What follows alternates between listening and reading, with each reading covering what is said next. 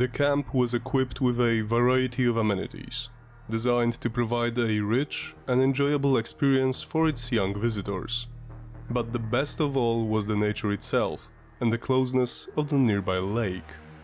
Although it had been a place of joy and relaxation, it was quickly abandoned as the area became too dangerous due to the high levels of radiation. The place, which had stood as a silent witness to both the joys of childhood and the horrors of a nuclear disaster, was gone, taking with it a piece of the region's history.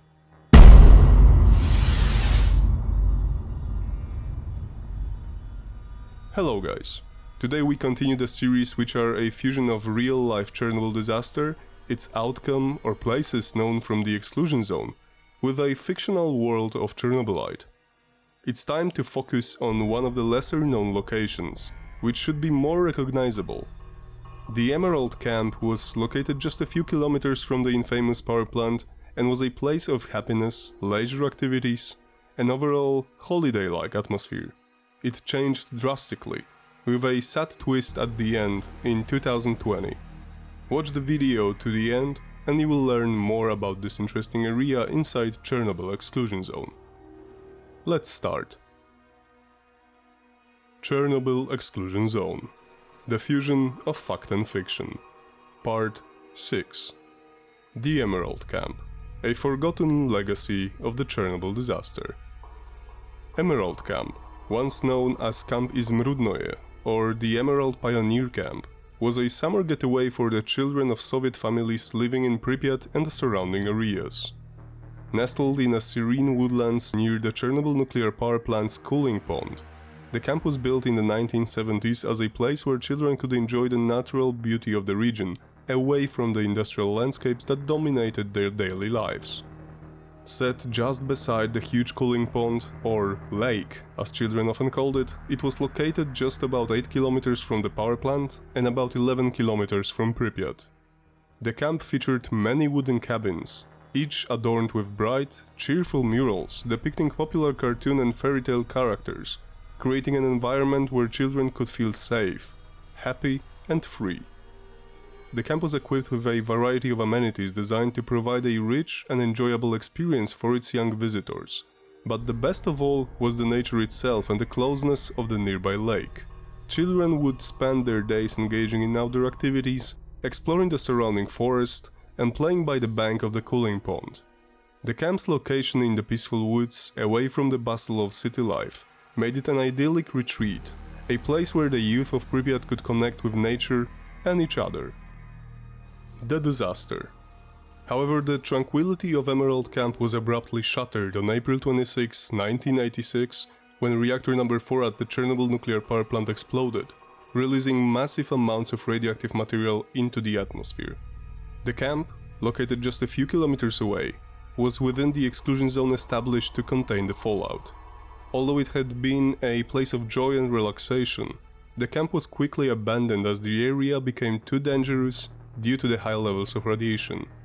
The once vibrant and lively camp was left to decay, its wooden structures slowly succumbing to the elements. In the immediate aftermath of the Chernobyl disaster, Emerald Camp took on a new role. It was repurposed to house the liquidators, the brave men and women tasked with cleaning up the radioactive debris and stabilizing the Chernobyl site. The liquidators used the camp's facilities as temporary accommodation, a grim contrast to its original purpose. The juxtaposition of the camp's cheery, child-centric environment with the serious and sad reality of the disaster's aftermath created a surreal atmosphere, where the echoes of children's laughter were replaced by the harsh realities of a nuclear catastrophe. In real life, the Emerald Camp was abandoned, and despite it being like this for many recent years, it had a moment of serving a different purpose, as I just mentioned. The workers responsible for cleaning up the radioactive fallout used it as a form of temporary shelter. Over time, nature began to reclaim the site, with overgrown grass and trees encroaching on the camp's structures. The murals, once bright and colorful, faded under the relentless assault of weather and neglect. Once filled with the sounds of children at play, became empty, dried up and was overtaken by weeds, silently bearing witness to the passage of time and the enduring impact of the disaster.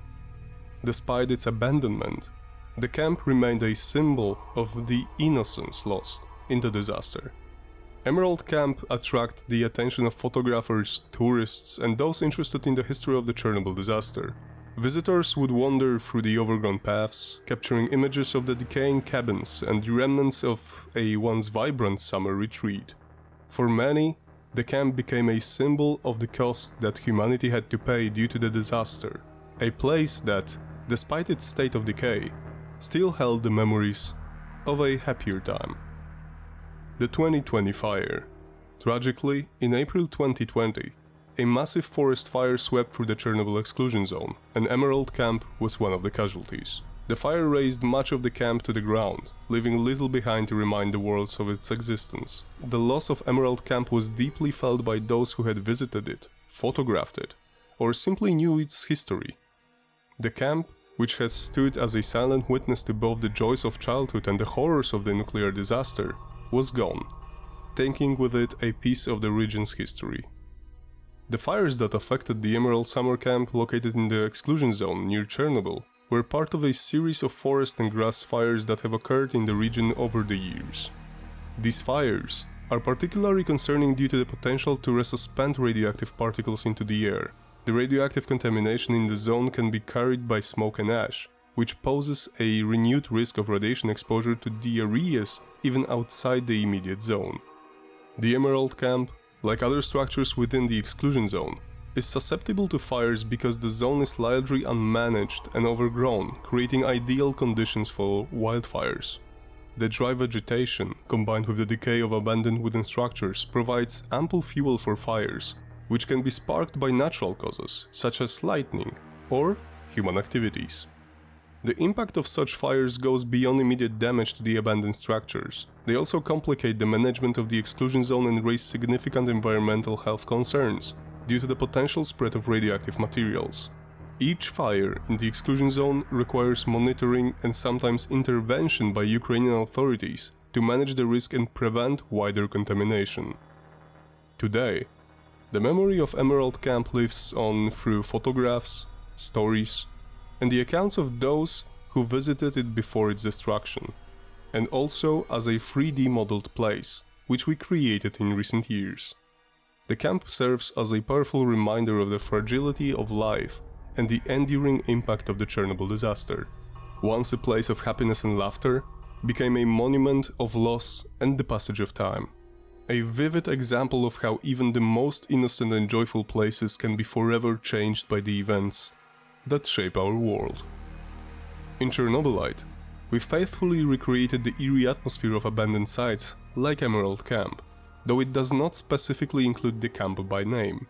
It is located inside the Kopachi map, but you can still enjoy somewhat decayed paintings, murals, and small wooden cabins. Partially thanks to our luck, we were able to capture this area while scanning the zone during our many travels. Somehow, by pure chance, unsuspectedly we got an opportunity to preserve this extremely important place, not only inside Chernobylite, but also in the form of our scans, photos, videos, and 3D models created for the game. But as for the gameplay, Chernobylite captures the essence of this location as well as the whole Kopachi area, which is located within the Chernobyl Exclusion Zone. These places, where life once thrived but was abruptly halted by the disaster, are available for you to discover.